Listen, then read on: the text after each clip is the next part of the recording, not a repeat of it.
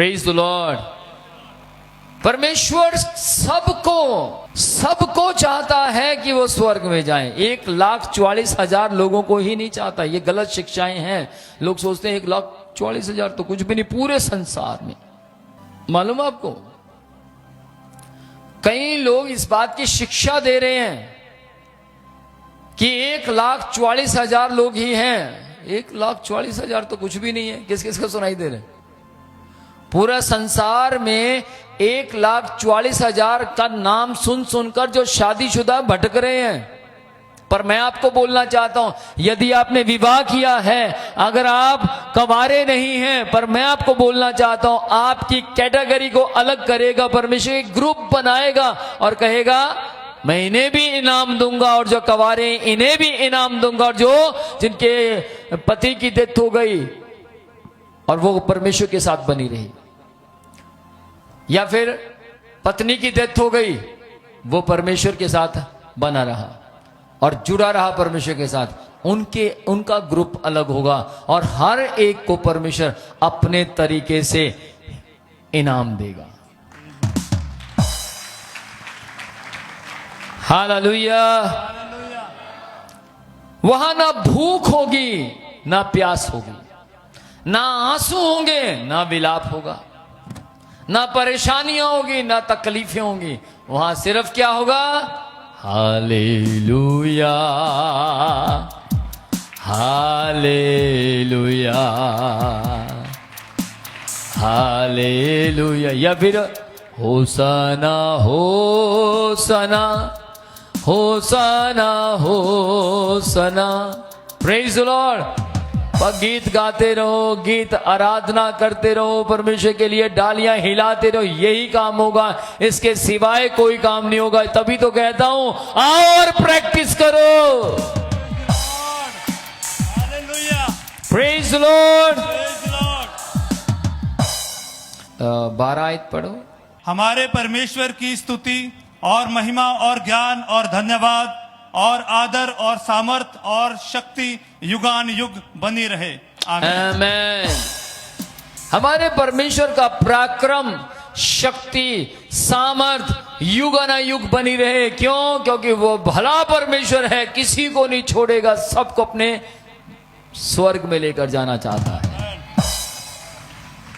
मैंने पिछले टाइम में आपको बताया था कि जब आप दौड़ में दौड़ते हैं तो वहां इनाम रखे जाते हैं। फर्स्ट, बोलो ना, फर्स्ट, सेकंड, थर्ड, 3 इनाम होते हैं। हाँ या ना?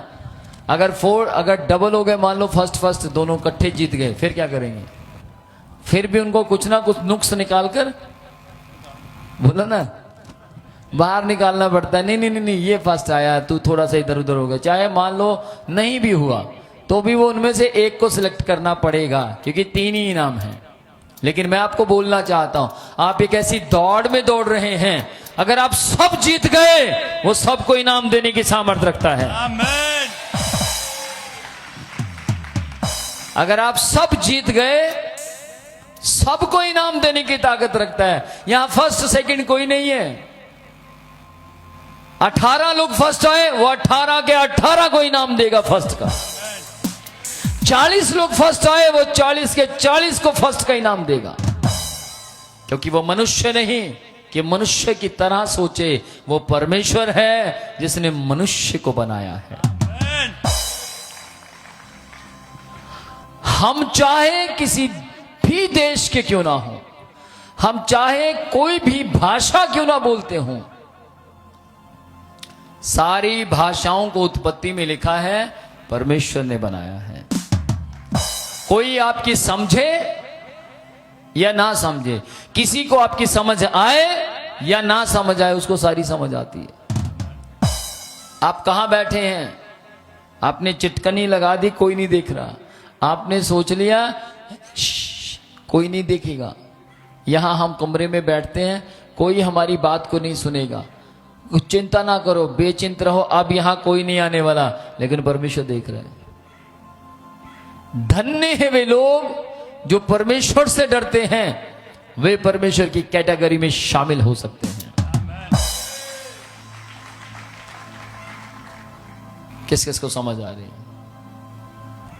मैंने बहुत से लोगों को देखा है, एक व्यक्ति मेरे पास आया, उसने आके कहा सर मेरी तौबा करवा दीजिए। मैंने पूछा आप क्या काम करते हैं? मैं बाद में बताऊंगा, पहले मेरी तौबा करवा दीजिए। ओके, मैंने उसकी तौबा करवाई, पश्चाताप करवाया और पूछा, बाद में पूछा कि आप क्या काम करते? तो बताया मैं पास्टर हूं। मैंने पूछा क्या क्या गुनाह करते थे आप? कहता जी मैं चर्च खत्म करता था, चर्च खत्म करने के बाद घर जाता था, घर बैठकर मैं गंदी पिक्चर देखता था। मैंने बोला फिर प्रचार कैसे करते? स्टेज पर चढ़ने से पहले तौबा कर लेता था, फिर पश्चाताप, फिर पाप, फिर पश्चाताप, फिर पाप, फिर पश्चाताप। लेकिन गौर कीजिएगा, परमेश्वर आपको एक बात बोलना चाहता है, मेरी वेदी के ऊपर चढ़कर मुझे बार बार क्रूस पर ना चढ़ाओ। आप वेदी पर चढ़े ना चढ़े, आपको मालूम है जैसे आप प्रेयर में जाते हैं वो वेदी है, जैसे आप परमेश्वर की उपस्थिति में जाते हैं वो वेदी है। लेकिन ध्यान दे इस बात के ऊपर, अगर आप स्पेशल एक कमरा बनाते हैं और परमेश्वर को कहते हैं प्रभु मैं आपको यहां मिलने आऊंगा, तो परमेश्वर खुश होता है। आप परमेश्वर के सामने अपने आप को प्रकट करें। हालेलुया, समझ पा रहे हैं? आप फील दें परमेश्वर को। आप चाहते हैं कि वो आपको फील दे? जी हां। आपको हवा का पता लग रहा है? जी हां। क्यों? क्योंकि फील हो रही है। ध्यान से सुनिएगा, जैसे आप हवा को फील कर कर कहते हैं कि परमेश्वर है, ऐसे ही आप परमेश्वर को फील कर कर भी कह सकते हैं कि वो है। 1,44,000 ये वे लोग हैं जिन्होंने अपना आप समर्पण दे दिया परमेश्वर के सामने, डेडिकेट किया अपने आप को। याद रखिएगा, पूरा समर्पण दिया उन्होंने। तो परमेश्वर ने कहा तुम पूरा समर्पण दोगे तो मैं भी पूरा परिवर्तन दूंगा। यदि आप पूरा समर्पण परमेश्वर के हाथों में देते हैं, आपके, ध्यान से सुनिएगा, आपके थूक से लेकर आपके पैरों तक को वो आशीषित करने की सामर्थ्य रखता है। कैसे?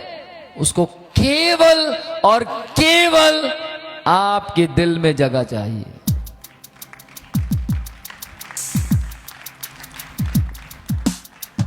चर्च में आज आपको बोलना चाहता हूं, यदि आप 1,44,000 लोगों से हटकर परमेश्वर के स्वर्ग में जाना चाहते तो अपने विश्वास को थोड़ा हटकर बनाएं। विश्वास का वरदान स्वर्ग से आता है। मैं आपको बोलना चाहता हूं, 2 महीने के लिए आप परमेश्वर के साथ वायदा कर दें कि परमेश्वर हम पवित्रताई में चलेंगे, मात्र 2 महीने। और 2 महीने बाद आप देख लेना अपनी आशीषें 2 साल को टच करेंगे। और सोचो अगर आपने 4 महीने किया तो क्या होगा, 6 किया तो क्या होगा, 12 महीने किया तो क्या होगा। एक बार करके देखें। मुझे मालूम है थोड़ा टफ है, आपको मालूम है क्या होता है जब हम परमेश्वर के साथ पवित्रताई का जीवन जीते हैं, तो हम कहते हैं जब तक मैं पाप में था कोई मेरे विरोध में नहीं था, जब तक मैंने पाप किया कोई मेरे खिलाफत में नहीं था, कोई मेरा विरोध नहीं कर रहा था, कोई मुझे गंदा नहीं बोल रहा था, कोई मुझे कोस नहीं रहा था। लेकिन जैसे मैं पवित्रताई में आया, मैंने अपना जीवन ज्यादा पवित्रताई में करना शुरू किया, सारे मेरे विरोध में हो गए। ऐसा होता है कि नहीं? सही मायने में क्या होता है, ध्यान से सुनना। जब आप पवित्रताई का जीवन जीते हैं तो साक्षात यीशु मसीह आपके साथ खड़ा हो जाता है।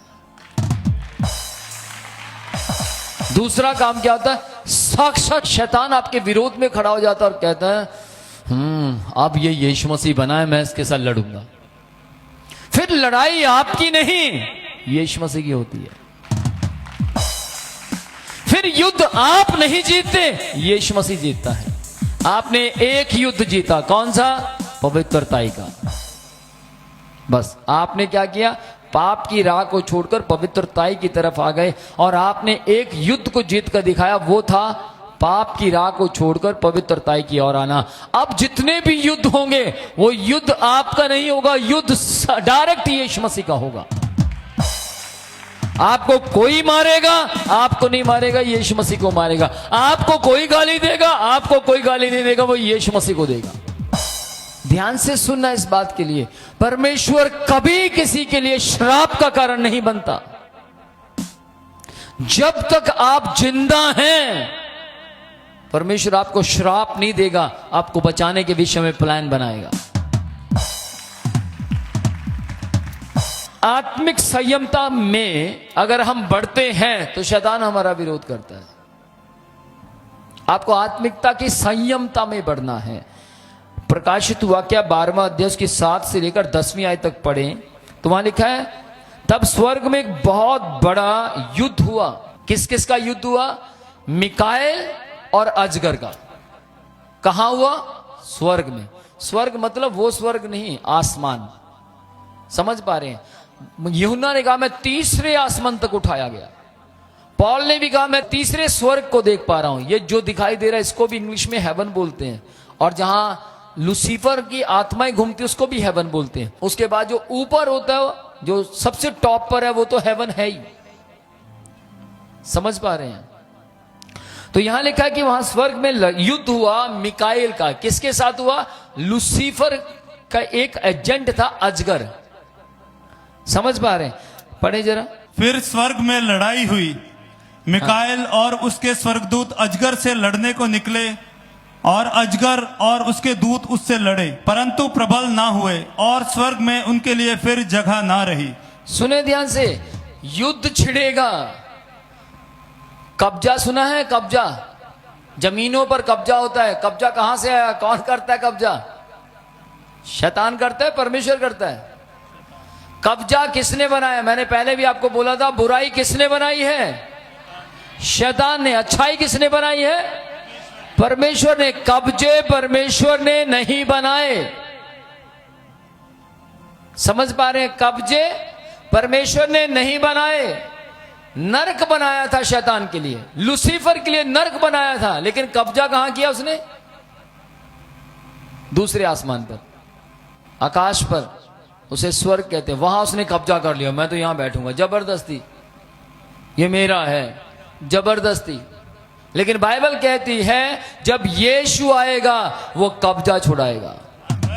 जब यीशु आएगा, मिकाएल नाम का स्वर्गदूत अजगर नाम के इस दुष्ट आत्मा से युद्ध करेगा, और एक आत्मिक युद्ध चल रहा है। आपको मालूम है, आपके अंदर बार बार ख्यालात गलत आते हैं, आपको जरा सी बात चुप जाती है। कब चुप जाती है? जब आपकी प्रेयर लाइफ कम होती है, जब आपकी बाइबल की लाइफ कम होती है।